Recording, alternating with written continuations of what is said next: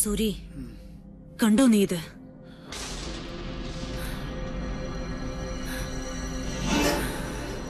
വേണ്ട, നിനക്ക് കാണണ്ട. ദുഷ്ട, പട്ടാഴിയിൽ ആണിനെ മയക്കിയെടുത്ത് അടിച്ചു തെളിക്കാരി. അവളിനിയും കണ്ണീര് വാർക്കണം. അവളുടെ ഒരു പഠിത്തം. ആ വനദേവതയ്ക്ക് വേണ്ടിയാണല്ലോ എന്റെ മോൻ വീണത്. കുഞ്ഞുണ്ണി നിന്നോട് കലഹിച്ചത്. അപ്പൊ ശിക്ഷയുടെ ഒരു ഓഹരി തുളസിക്ക് അവകാശപ്പെട്ടതാണ്.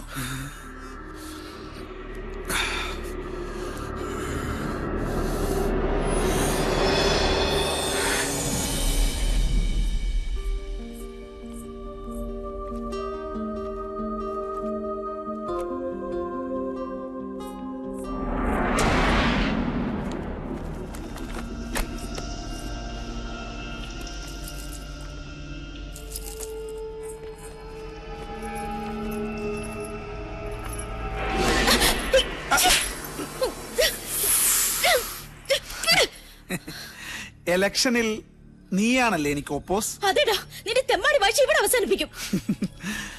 അവസാനിപ്പിക്കും ഇന്നും. അതിനു മുൻപേ നിന്നെ എനിക്കൊന്ന്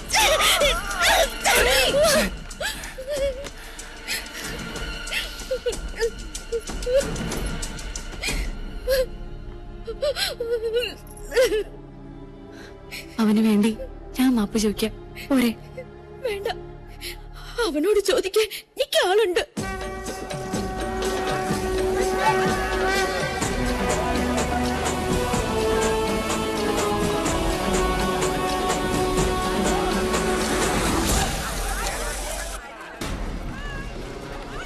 ഏത് അമ്പലക്കാളയാണ് അവിടെ മേഞ്ഞ് പുളയ്ക്കുന്നത്? സൂര്യോ കീരിയോ? സൂര്യ മുകളിലുണ്ട്.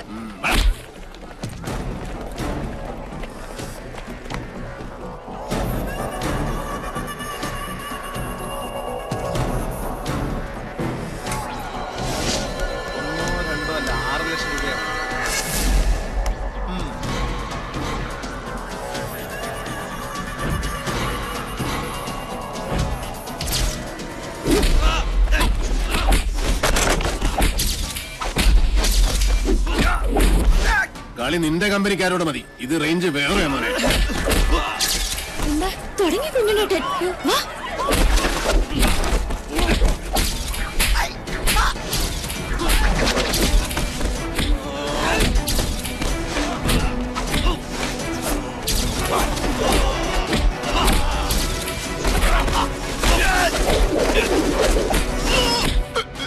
പട്ടാഴിയിലെ പെണ്ണിനെ തൊട്ട കയ്യല്ലേ ഇത്?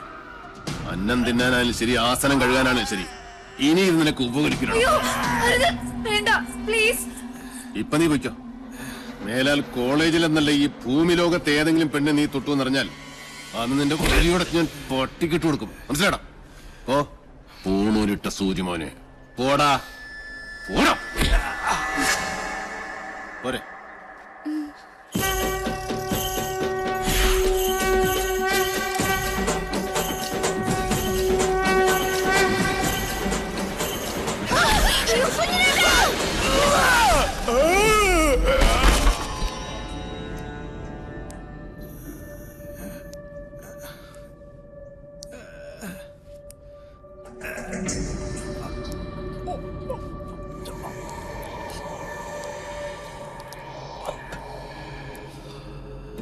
ശുഭമസ്തു. തൃക്കാരമണ്ണ ദുർഗയുടെ മുന്നിൽ ഏട്ടൻ നിനക്ക് വേണ്ടി നടത്തിയ രക്തഗുരുസിയുടെ പ്രസാദ. ആരാ കർമ്മം ചെയ്യുന്നറിയോ? സാക്ഷാൽ പട്ടാഴി മാധവൻ നമ്പൂതിരി. അവന്റെ അനിയന്റെ ജീവന ഞാൻ ദേവിയോട് ചോദിച്ചതെന്ന് പാവം പുറപ്പെടാ ശാന്തി ഇതുവരെ അറിഞ്ഞിട്ടില്ല. പ്രസാദം തരുമ്പോൾ 2 കൈയും വെച്ച് അനുഗ്രഹിച്ചു. ഇച്ഛ പോലെ എല്ലാം നടക്കട്ടെ എന്ന്. മാധവന്റെ നാക്ക് പൊന്നാവട്ടെ. ഏട്ടൻ സാത്വികനാച്ച, അനിയൻ നാസ്തികനാ. ഗിരി, ഒരിക്കൽ കൂടി ആ കുഞ്ഞുണ്ണിയെ ഈ ചെമ്പ്രയിലെത്തിക്കണം. നടക്കുവോ?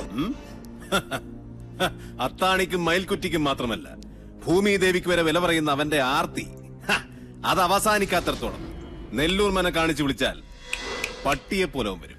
നിന്നെ അവനിപ്പോഴും സംശയമൊന്നും ഇല്ലാലോ? എന്നെയോ? ബെസ്റ്റ് ആക്ടറല്ലേ എടുത്തി? 1 അല്ല 3 തവണയാ യൂത്ത് ഫെസ്റ്റിവൽ പ്രൈസ് മേടിച്ചത്. മറന്നുപോയോ? ഈ മണിയൻകോട്ട് ഗിരിയല്ല, ആ എടപ്പാൾ ഗിരീശൻ. രണ്ടും രണ്ടാ. സംഭവങ്ങൾ നടക്കുമ്പോൾ ഗിരീഷൻ ബാംഗ്ലൂരിലായിരുന്നല്ലോ. അതുകൊണ്ട് പട്ടാഴിക്കാർക്ക് എന്റെ മുഖം പരിചയമില്ല. കൊല്ലാൻ നിങ്ങൾ ഒരുങ്ങിക്കോ. ഒരു വേട്ടനായെ പോലെ ഇരയെ ഓടിച്ചുകൊണ്ടിരുന്ന കാര്യം ഞാൻ ഇട്ടു. അച്ഛാ, അനുഗ്രഹിക്കണം. ശുഭമസ്തു.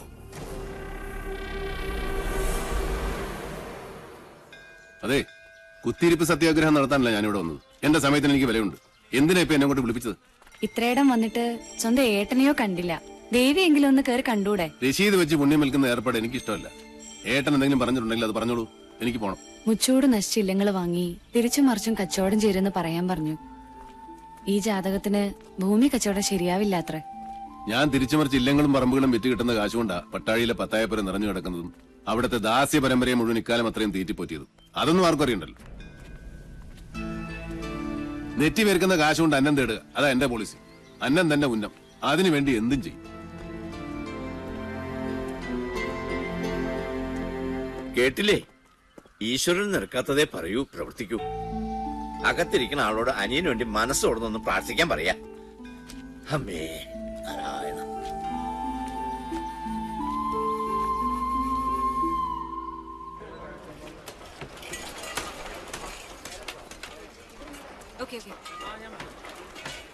സർ, കൊച്ചിയിൽ നിന്ന് കാസിനോ ജോയ് മനയുടെ കാര്യം എന്തായെന്ന് വിളിച്ചു ചോദിച്ചു.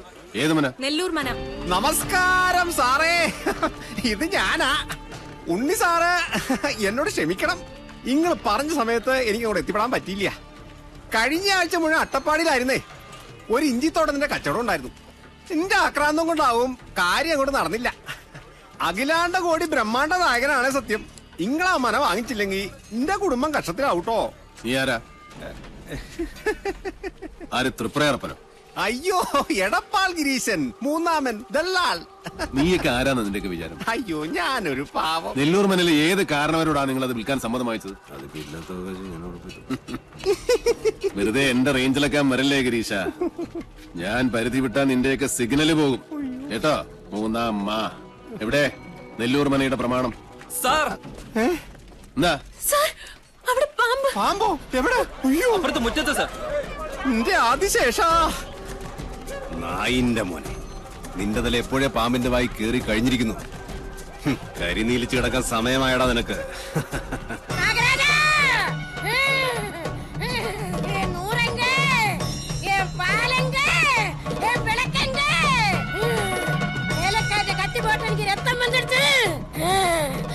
என்ன என்ன வேலை நிறுத்தி இங்க குடியிருத்து இல்லானா நான் இங்க பூரா சபிச்சு முடிச்சிடுவேன். நாகராஜா, ഒന്ന് മാറി.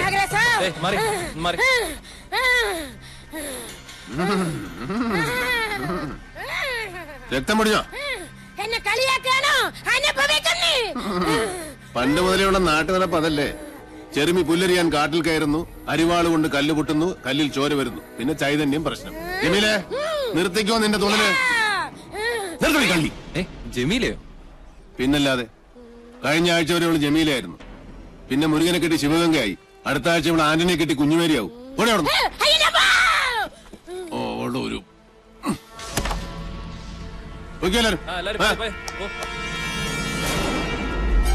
മാറുക, അങ്ങോട്ടൊന്ന് മാറുക. സമ്മതിച്ചിരിക്കണു സാറേ, സമ്മതിച്ചിരിക്കണു. EMS-നും വീട്ടിക്കും ശേഷം നമ്പൂരി സമുദായത്തിൽ പറഞ്ഞ തീപ്പൊരി ഞങ്ങള്. സാറേ, കണ്ട കീഴ്ജാതിക്കാര് കയ്യേറണ മുമ്പ് ആ മന പട്ടാഴി മനയോട് ചേരണമെന്നാ ദേവപ്രമാണം. അത് നടന്നേ പറ്റൂട്ടോ.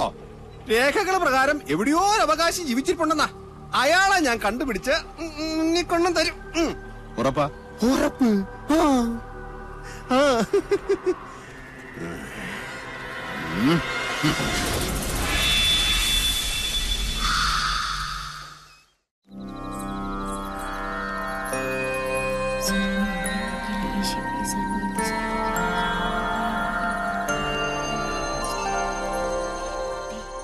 അമ്മ കഥ പറയുന്നുണ്ടോ ഇല്ലേ? കഥയല്ല ഉണ്ണിയെ, മുത്തച്ഛന്മാരുടെ കാലത്ത് നടന്ന സത്യങ്ങളാ. രാമവർമ്മ തമ്പുരാനാണെന്ന് നാട് ഭരിച്ചിരുന്നതേ. വേഗം പറയൂ ആദ്യമേ. ആ ഓട്ടുമന്തിൽ ഇത്തിരി വെള്ളം എടുത്തുണ്ടോ? തൊണ്ട താഴ്ചിട്ട് വയ്യ. സംഭവങ്ങളൊക്കെ നടന്നത് ഒരുപാട് വർഷങ്ങൾക്ക് മുമ്പാ. അന്ന് ഈ ചെമ്പ്ര ഒരു പുണ്യഭൂമി ആയിരുന്നു കേട്ടോ.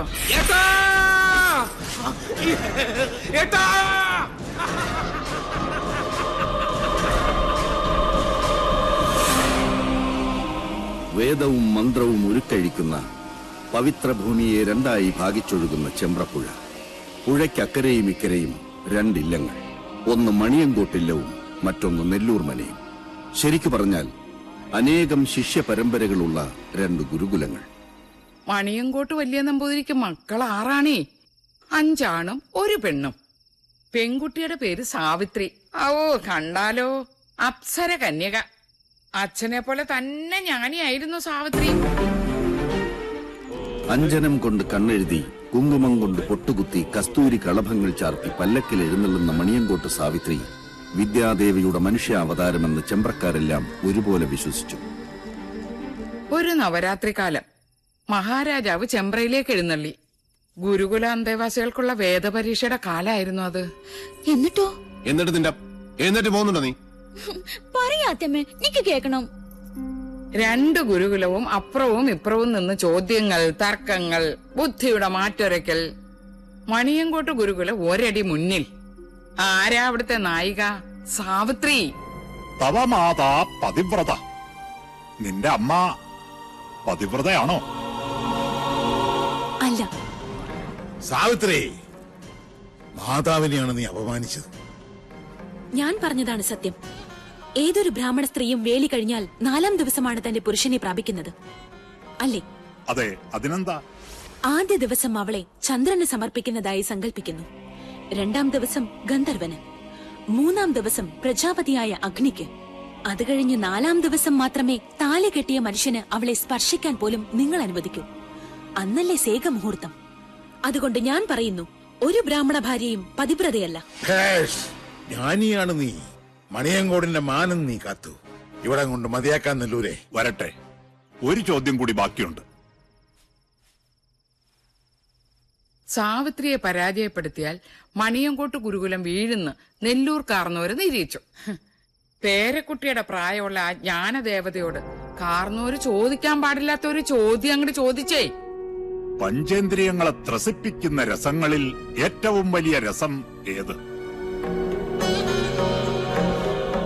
മണിയൻകുട്ടി സാവിത്രി എന്തുത്തര പറഞ്ഞില്ലേ?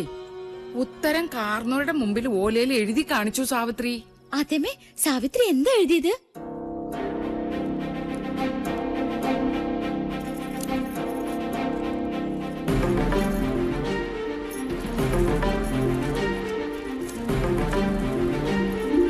കാമരസം. സ്വന്തം തലയിലെഴുത്ത സാവിത്രി തിരുത്തി എഴുതിയത്. പുരുഷനെ അറിയാത്ത കന്യക കാമരസം എന്നെഴുതിയാലുള്ള സ്ഥിതി എന്താ? കന്യകയായി നിനക്കെങ്ങനെ അതറിയാൻ കഴിഞ്ഞു എന്നായി നെല്ലൂർ കാരണവർ. എല്ലാറ്റിനും സാക്ഷിയായ നാടുവാഴി സാവിത്രിക്ക് ജാതിഭ്രഷ്ട് കൽപ്പിച്ചു. ഒടുക്കം സ്വന്തം അച്ഛന് മകളെ പടിയടച്ച് കൊണ്ടമ്മിക്കേണ്ടി വന്നു. വ്യസനം സഹിക്കവയ്യാതെ സാവിത്രിയുടെ അമ്മ പുഴയിൽ ചാടി മരിച്ചു. നാട് മുഴുവൻ ഒരഭയത്തിനായി അലഞ്ഞു നടന്നു സാവിത്രി. ഒരു ദിവസം നെല്ലൂർ മനയുടെ പടിപ്പുര തുറന്ന് സാവിത്രി വന്നു. തനിക്ക് ഈ ഗതി വരുത്തിയ നെല്ലൂർക്കാരനവരെ മനം നൊന്ത് ശപിച്ച് സാവിത്രി മനയിലെ തുളസിത്തറയിൽ തലതല്ലി മരിച്ചു.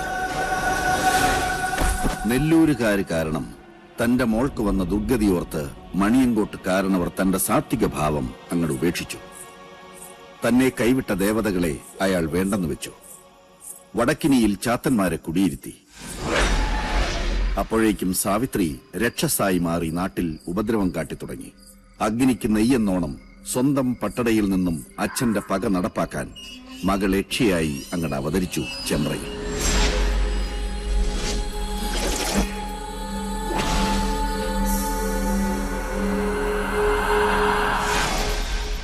സാവിത്രിയുടെ രക്തം വീണ തന്റെ മനയിൽ അനർത്ഥങ്ങൾ പ്രതീക്ഷിച്ച നെല്ലൂർ കാരണവർ ഉളിയന്നൂർ തച്ചനെ വരുത്തി പുതിയ ഒരു എട്ടുകെട്ട് പണിയിച്ചു. പാലുകാച്ചലും സദ്യയും. ചെമ്പ്രയിൽ ഒരു ഉത്സവത്തിന്റെ ആഘോഷമായിരുന്നു അന്ന്. പക്ഷെ ആ രാത്രി പകവീട്ടലിന്റെ രാത്രി കൂടിയായിരുന്നു. സന്ധ്യാജപത്തിനു വേണ്ടി കുളിക്കാനിറങ്ങിയ നെല്ലൂർ കാരണവരെ നേറിയക്ഷിയായി വന്ന സാവിത്രി അകപ്പകയോടെ കഴുത്തിൽ കോമ്പല് താഴ്ത്തി. പിറ്റേന്ന് ചെമ്പ്രപ്പുഴയിലാണ് കാരണവരുടെ ശവം പൊന്തിയത്.